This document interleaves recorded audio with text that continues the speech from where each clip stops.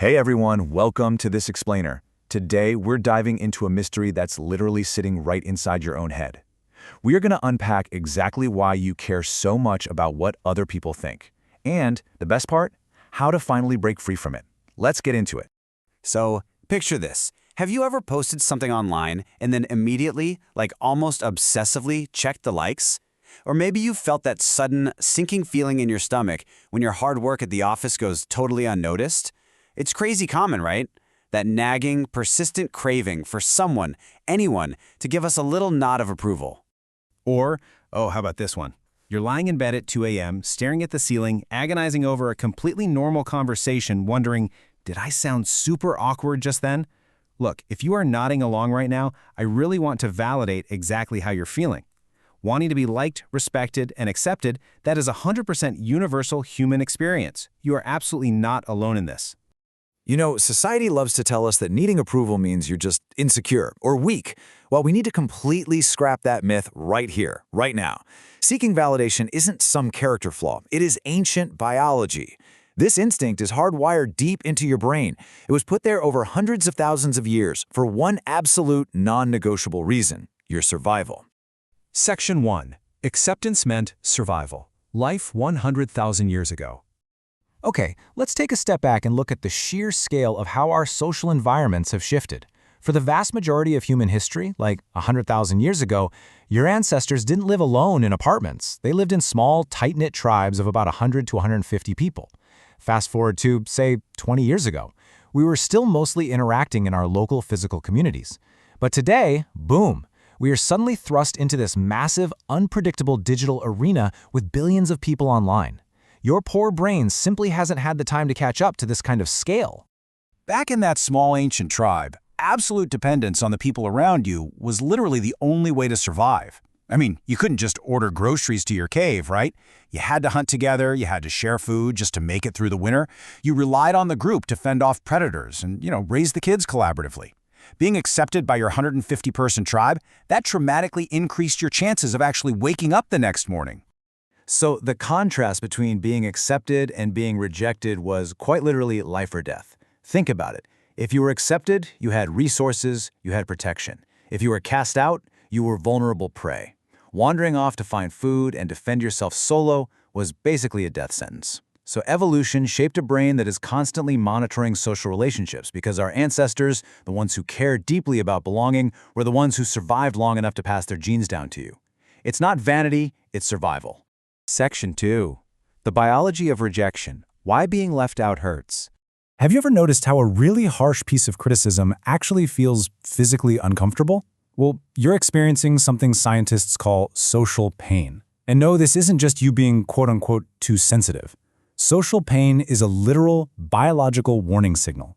Your brain processes social rejection using the same neural pathways, structural overlaps, as it uses to process physical pain. It's basically a giant alarm bell designed to stop you from facing life-threatening social exclusion.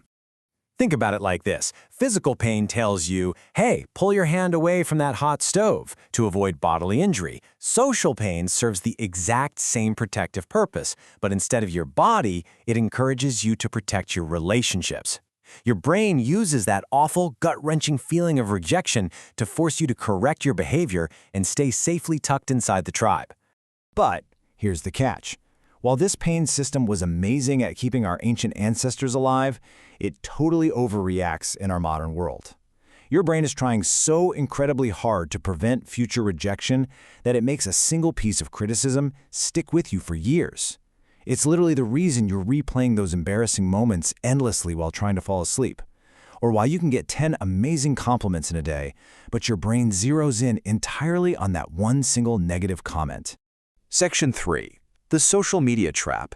Hijacking an ancient instinct. Billions of people online.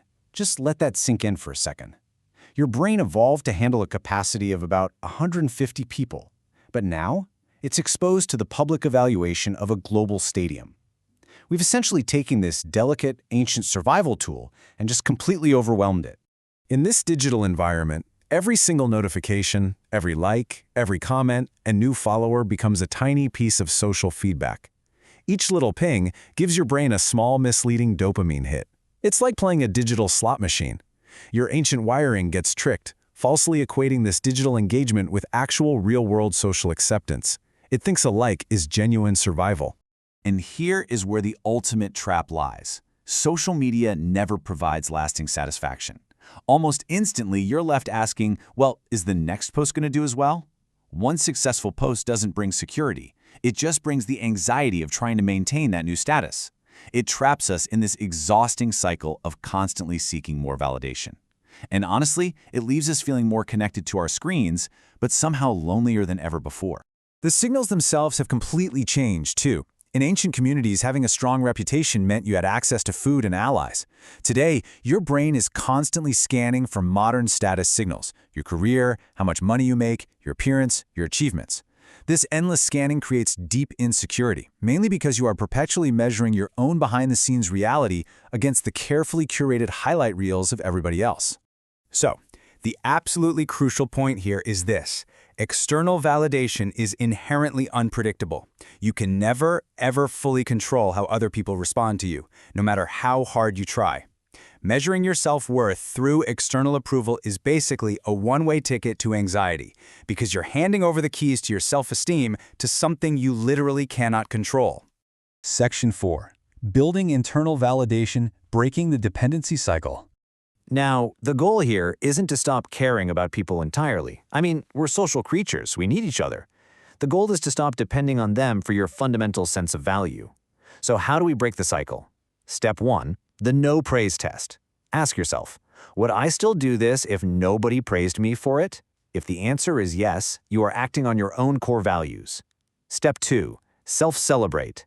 Actually recognize your own effort before waiting for a round of applause from the peanut gallery. And step 3, build genuine bonds. Because meaningful connection, that requires the real world. It means real conversations, real friendships, and real communities, not just chasing the fleeting approval of an anonymous username online. Deep, genuine belonging comes from these rooted, face-to-face interactions. There's a great reminder in the material we're looking at today. Your brain evolved for meaningful connection, not constant performance. You are carrying around millions of years of evolutionary programming, so give your brain what it actually craves: genuine human connection. Stop forcing it on to a tiring, endless digital stage.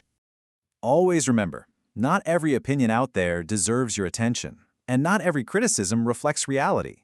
True confidence, it doesn't come from convincing everyone around you to approve of what you're doing.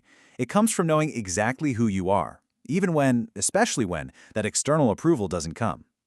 The strongest people aren't the ones who never seek validation. They're the ones who refuse to let that validation dictate their fundamental worth. So I want to leave you with this single powerful question to ask yourself the very next time you feel that familiar sting of rejection or the anxiety of putting a new post up. Stop asking what other people will think. Instead ask, does this align with the person I want to become? Your value isn't something other people give you, it's something you recognize within yourself. Anyway, thank you so much for joining me for this explainer. Keep learning, keep growing, and I'll see you next time.